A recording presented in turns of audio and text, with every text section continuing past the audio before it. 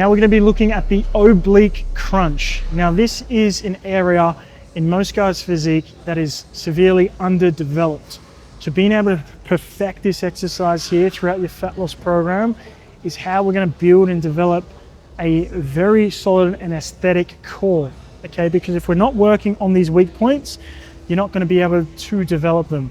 Now with this machine, it's very important that we have this setup correct. Okay. What we want is to create, just go down and bend down.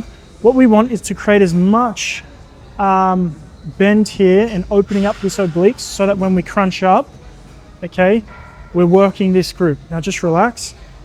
The most important setup is making sure, one, the resting hip is as far forward as possible. So what you don't want, just pretend what you don't want is the hip to be facing backwards, because this is going to target a little bit more lower back.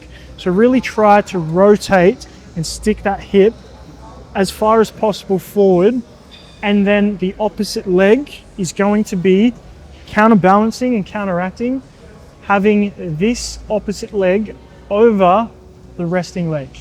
This is going to keep your position locked in, nice and secure, so that now when Freddie initiates his reps, just pause down the bottom.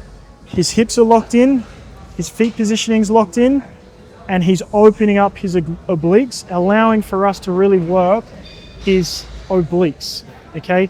Another addition here, you can see Fred really opening up with his hands above, right? This just allows him to open up and stretch just that little bit further. And then this resting hand is just down by his side.